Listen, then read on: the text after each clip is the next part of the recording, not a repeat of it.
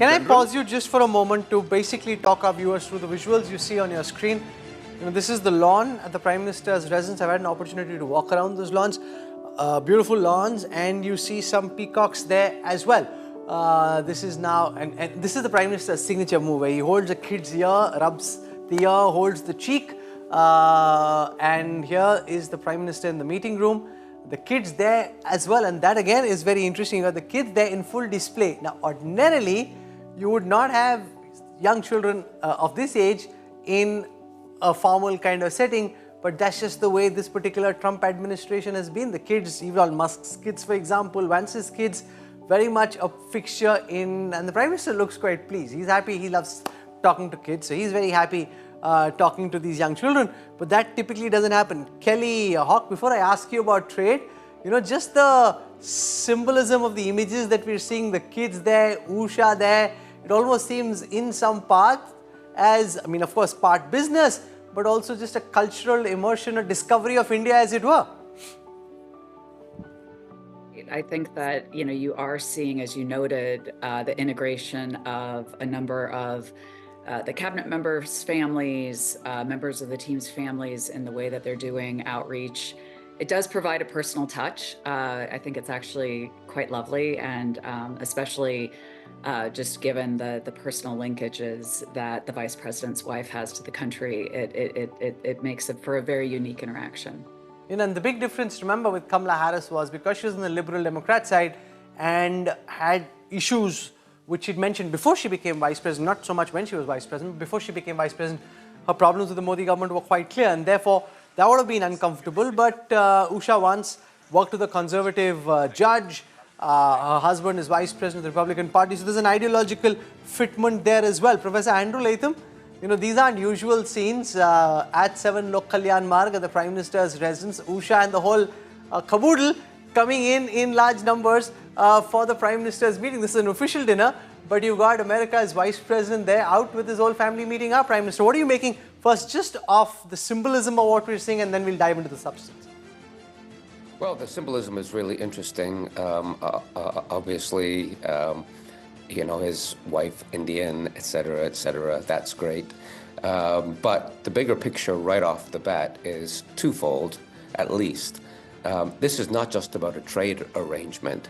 This is about a geopolitical partnership to blunt and balance China in the Indo-Pacific, but also beyond the Indo-Pacific.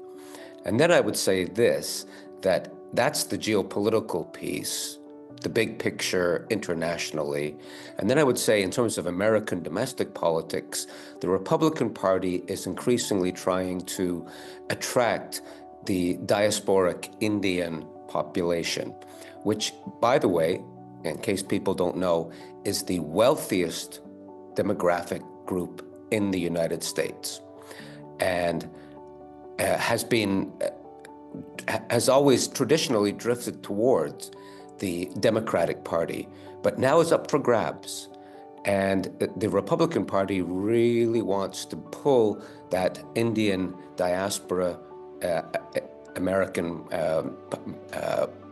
demographic towards the Republican Party. So we've got some demographic politics going on. We've got some geopolitics going on, and all of this, I think, is reflected in the JD Vance visit, which is almost unprecedented. Why do you think he's doing it, given the fact that the last American Vice President who came on a not ceremonial, a formal visit was Richard Nixon way back in 1953. The others have come to attend some funeral as a representative of the president, but they haven't come for hardcore visits. It was Joe Biden who came in 2013. So it's not very frequent, these vice presidential visits. That's exactly right. And so these are different and new times. And again, geopolitically, I think it's a signal that the U.S. wants to partner with India, not just on economics, but really wants to get together to counterbalance China in the Indo-Pacific. And then there's this other piece, which is domestic American politics, in which really trying to find ways for the Republican Party to entice Indian Americans, that whole huge, wealthy, strong demographic, to vote Republican and not a Democrat.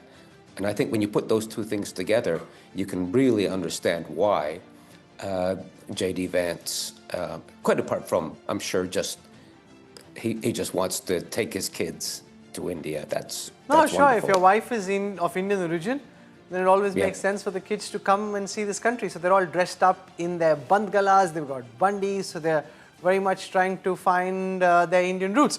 I want to go across to Kelly Hawk because these are the images. The key substance is the trade negotiation on the bilateral trade agreement.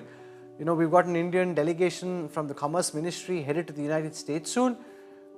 You've worked very closely in the US Trade Representative Department as its director. Do you think it's possible that a trade deal comes through by fall, as the American president and the Indian Prime Minister have suggested that they'd like to? Or are there just too many complications to be able to make that happen? I think the negotiations will be very complicated, as you say. There's a lot of sticky issues, agriculture probably being first and foremost among them. And while this visit is, as we were saying before, in its symbolism, very important, and we're seeing the images here, they really are beautiful images. I think that the substance of the visit of India's trade negotiating team to Washington this week is actually going to be more important. I think that is where we're going to see what the breadth and the scope of these discussions might be. I think there's not a huge amount of appetite here in Washington for comprehensive trade agreements by either party, frankly.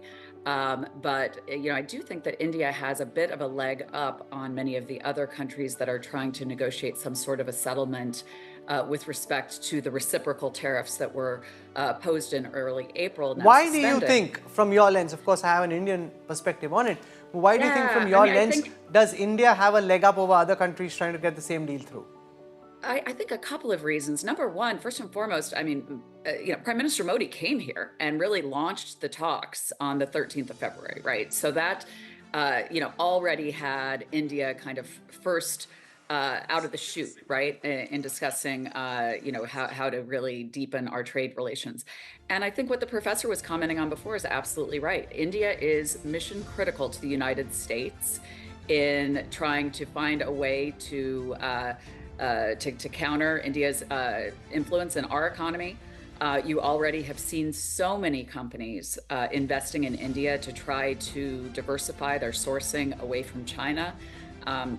That's why the United States is one of the reasons why the United States is the number one, FDI source for India. So there's a number of reasons that make getting this right important for the United States. So I think these discussions will be very interesting to watch, and I'd like to think they'll be successful in the end. Okay, you think these discussions are likely to be successful?